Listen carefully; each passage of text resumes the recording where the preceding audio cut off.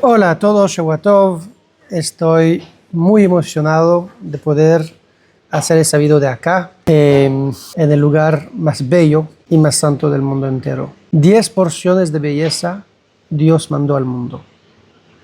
9 de esas porciones fueron dadas a Jerusalén y una porción fue redistribuida y repartida entre todo el mundo.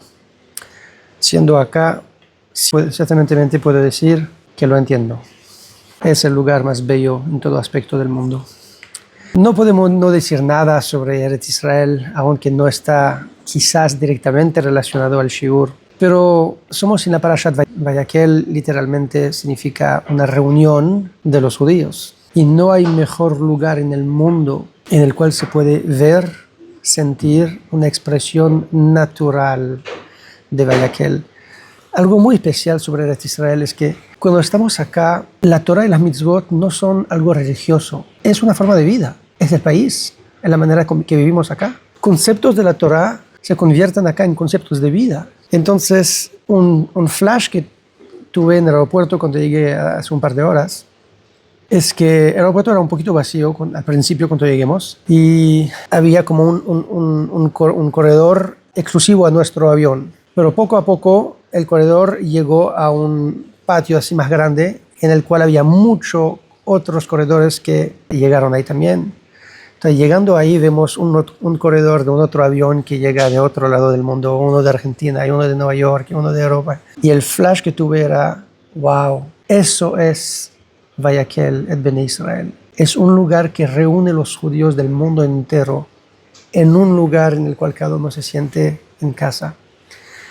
Me sentí al lado de una persona, un parisero que hizo aliyá en el avión, en el último torso del vuelo. Y él se retiró y ahorita hizo aliyá hace un par de años, muy feliz, etc. Y me comentó el concepto de sentirse en casa acá. Ahorita de manera muy paradoja, me dice, soy en mis huesos francés, quiere decir de cultura, de manera de ser, de comer, de hablar, de pensar, de caminar, de vestirme.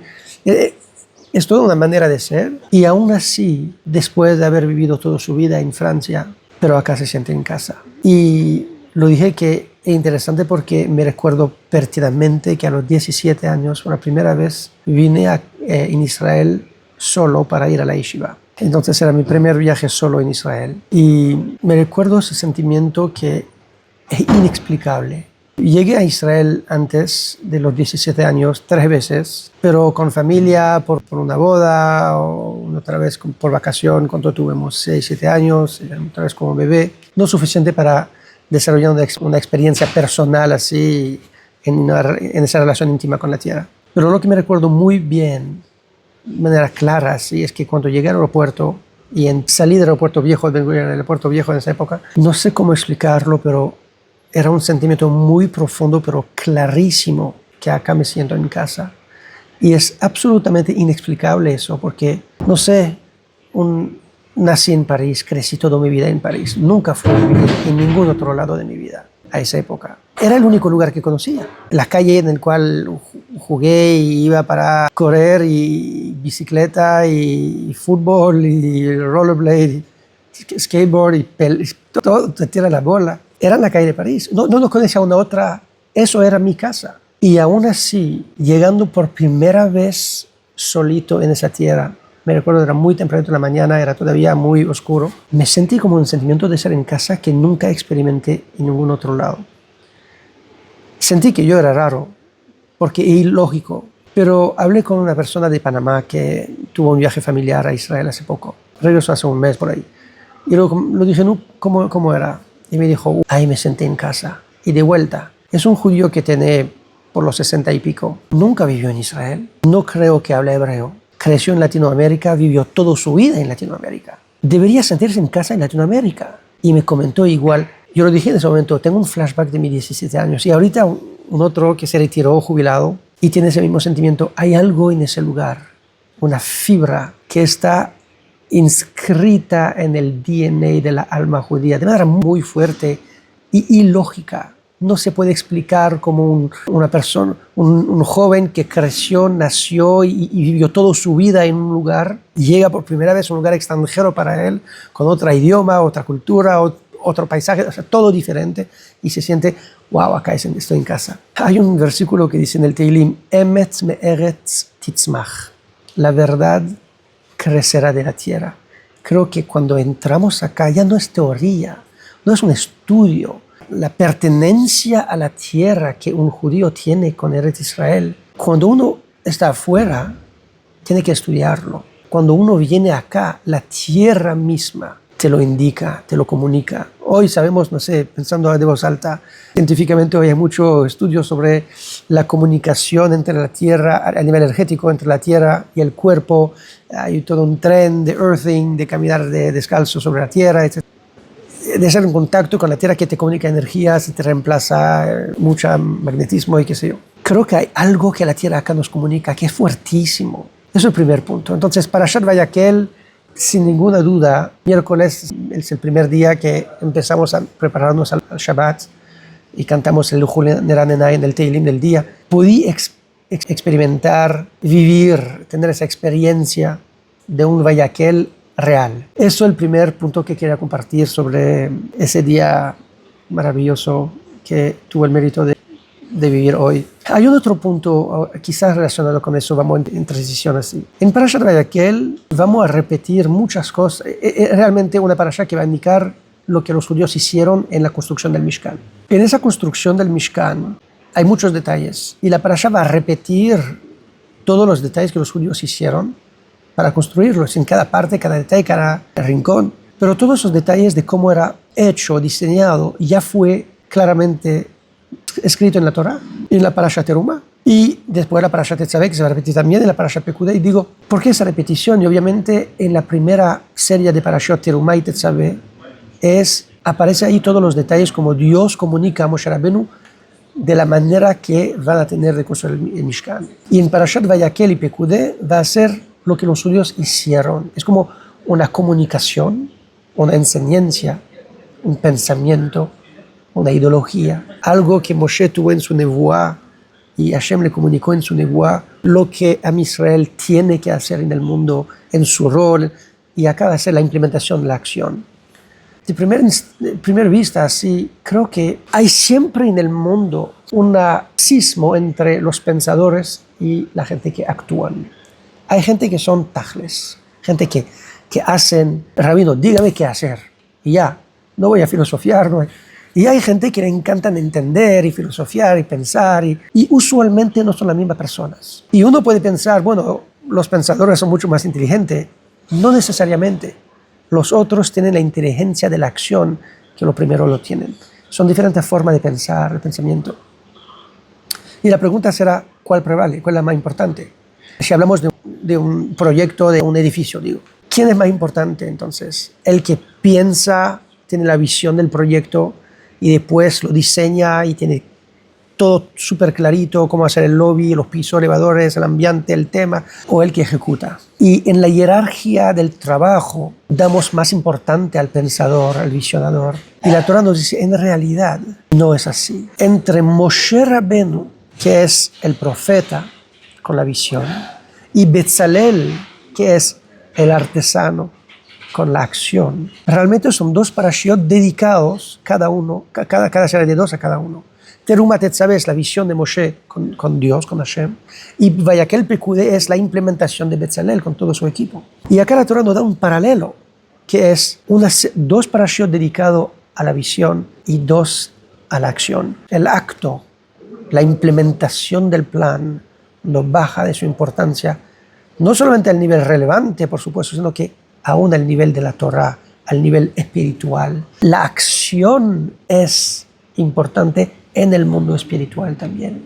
Y creo que eso es un tema que requiere un shiur en sí mismo, es un pensamiento un poquito amplio, pero vale la pena notarlo. Un otro punto acá que hay es que aunque es casi una repetición verbatim, palabra por palabra, de la parasha anterior, de la parashiot anteriores, hay algunas diferencias. Y una diferencia interesante de subrayar es que en la parasha Terumah Dios pide a Am Israel de dar terumah, de dar donaciones para la construcción del Mishkan, ¿cierto? ¿Cómo la Torah lo menciona?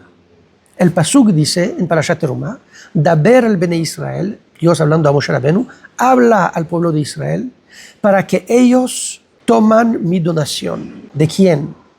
De cada hombre que su corazón le indica, le llama, uno que quiere dar, y tomarán mi terumá. Pero espérate, si Moshe Rabenu habla a los judíos, y los judíos tienen que ir a los hombres que su corazón le inspira a dar, no son los judíos. O sea, los judíos tienen que buscar otra persona que su corazón le inspira a dar. Y acá quizás el mandamiento es que Am Israel tiene ese rol en ese momento de esa parasha de ir a comunicarse con el mundo, los hombres del mundo. Daber al Bene Israel, diga a los Bene Israel que ellos me toman mi terumá de toda la gente que se le da que le inspira su corazón de dar. Quiere decir que Am Israel tiene que ir a ver las otras naciones del mundo entero, a ver quién le inspira a dar al Mishkan, al Bet HaMikdash de Hashem. Eso es un rol muy universal que Am Israel tiene en ese momento. El Bet HaMikdash, el Mishkan, es en este momento una casa para Dios al servicio del mundo. Am Israel en ese parasha es solamente el manager de la casa. Lo va a construir, lo va a guardar, lo va a operar, es el operador. Pero ¿para quién sirve? ¿A quién sirve ese Mishkan? Al mundo entero. Después de esas parashiot pasa la parasha Kitisá, en el cual hay el famoso becerro de oro. Y en el becerro de oro sabemos de dónde empezó. Había el Erev Rav, que eran una población no judía que se juntó a la liberación de los judíos. Ellos eran paganos, sin esa tradición del monoteísmo que recibimos de los patriarcas Abraham, Isaac y Jacob, aún en Egipto, etc. Entonces, con esa influencia, a la primera ocasión que Moshe Rabenu desapareció en la montaña por 40 días, a un día de falta de cálculo, ellos ya instigaron a ese becerro de oro a sustituir al monoteísmo por una idolatría. Que era realmente sustituir al monoteísmo o no, pero regresar al modelo de la idolatría. Y después de Parashat, regresamos a Vayakhel Pekudé, y acá Hashem va a repetir ese mandamiento de tomar terumá, pero lo va a decir de manera diferente. La manera que Hashem lo dice en la Parashat Vayakhel es Khu meitchem terumá. Toman de ustedes terumá. Toman donaciones de ustedes. Quiere decir, ya no vas a pedir a las naciones del mundo. Quizás en ese evento del becerro de oro había como esa relación, esa dinámica entre el pueblo de Israel y las naciones, y demostremos que Am Israel no era apto todavía, no era maduro todavía para poder guardar su identidad indemna, y no era maduro suficiente y fuerte suficiente para poder influenciar al mundo, sino que era también impactado por las ideas del paganismo. Entonces, la revisión del plan es, seguimos con el Mishkan, pero esa vez va a ser menos universal, más algo interno por Am Israel. Y a través de Am Mishkan, hecho por los judíos, pero para los judíos, ya es un templo judío, desde esa closing up, desde ese encierro quizás, de ahí Israel va a poder radiar al mundo. La pregunta es, si eso no era el plan A, es solamente el plan B, quizás no es el ideal. Y en realidad, así será cuando Mashiach va a venir.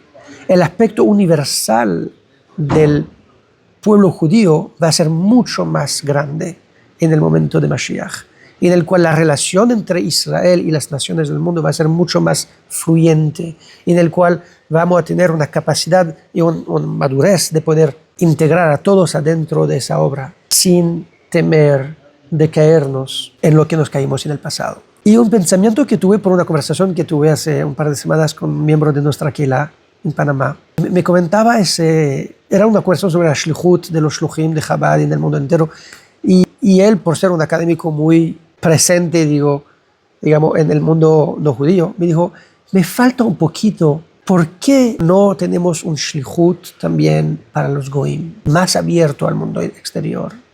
Y bueno, en la conversación lo mencioné que es verdad, por supuesto, ese punto, pero que sí tenemos un inicio de cambio. Cuando en los últimos años el Rebbe implementó esas nuevas ideas, primeramente del momento de silencio de tener en las escuelas, en el cual invitamos a la humanidad realmente del mundo a meditar un momento al inicio de cada día. Eso era históricamente porque era por ley mandatorio de hacer un rezo al inicio del día en las escuelas públicas de América. Y a un tiempo el Congreso quiso sacar ese rezo por sensibilidad a todos los que no eran cristianos, católicos, etcétera, otras minorías que llegaron y en general bajaron un poco la presencia de Dios en las escuelas. Entonces quitaron los rezos. Y el Rebbe dijo, eso no está bien, porque el establishment, la institución de la educación no puede ser solamente la transmisión de información, sino que también la transmisión de ser una buena persona. Y si el rezo con esa relación, que establece una relación con la persona y Dios y sus valores moral, se sale por cualquier razón políticas o otras, hay que reemplazarla por un momento que no sea un rezo, pero un momento de silencio en el cual invitamos a cada miembro del sistema escolar a meditar. ¿Sobre qué? Sobre el que él quiera. Uno puede conversar con sus padres para saber cuáles son los valores importantes. Era todo un plan que se armó, pasó por ley en varios estados, en Estados Unidos eso. Era una revolución. Hay muchos hasidim que obran para pasar ese proyecto en otros países, en Europa, etc. Entonces ya aquí había como una preocupación judía al bienestar moral y espiritual de las naciones. Entonces ya empezamos a ver un cambio acá. Y un par de años después, el Rebbe lanzó una nueva campaña de promover las 7 leyes de Noach. Las 7 mitzvot, las 7 leyes de Noach son 7 mitzvot universales de la Torah. Quiere decir que son 7 mitzvot en la Torah que son para ser aplicados a la humanidad entera. Esas mitzvot, esos mandamientos son creer en Dios, de no blasfemar, de no matar, de no robar, de tener relaciones íntimas sanas, de no tener adultería, etc., de no hacer sufrir los animales y de tener un sistema judicial sano. Esas son las 7 leyes. Esas leyes, 7 leyes Noach, Shiva Mitzvot Ben Noach, se llama en hebreo, 7 mandamientos de Noach en español, existen desde siempre en el judaísmo. El Rambam lo pone en el Código de Leyes también. Pero quizás el Rebbe sintió que llegó un momento hoy en el cual el rol de Am Israel en relación al mundo cambia. Y ya iniciamos una época, quizás el Erev Mashiach, la época en la cual empieza la revelación de Mashiach en ese mundo en el cual Am Israel ya puede entrar en una nueva fase en su relación con las naciones.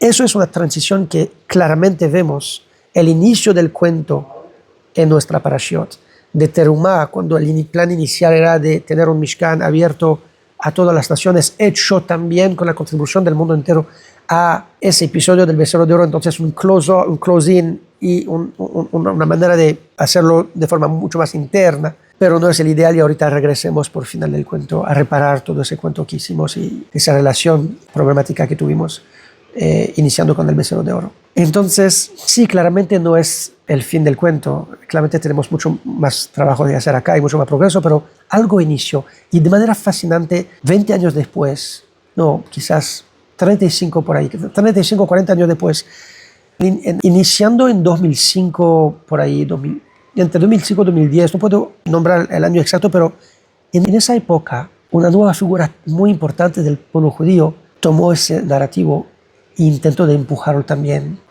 el rabino Jonathan Sacks, Abba Shalom. Bueno, personalidad que no tenemos que presentar, pero ese punto en la relación de Am Israel con las naciones es un punto que él empujó muchísimo en los últimos 15 años o quizás más, 20 años de su vida. Creo que es una voz que está solamente empezando ahorita. No me recuerdo quién dijo esto, quizás Proust, quizás un otro pensador, no estoy seguro de quién lo dijo, pero un pensador europeo famoso que comentó un momento, el pueblo de Israel tiene tanto de decir al mundo, nos gustaría saber qué quiere contarnos. Y por su situación social y las persecuciones y su lugar en la sociedad, Am Israel nunca se sintió seguro suficiente para poder compartir y expresar su voz. Creo que hoy llegó el momento de empezar a hablar, empezar a decir qué tenemos que comunicar a Am Israel. Eso es un otro punto de nuestra parashá. El último punto que quería compartir, y quizás podríamos desarrollar esa idea en un otro shiur también, porque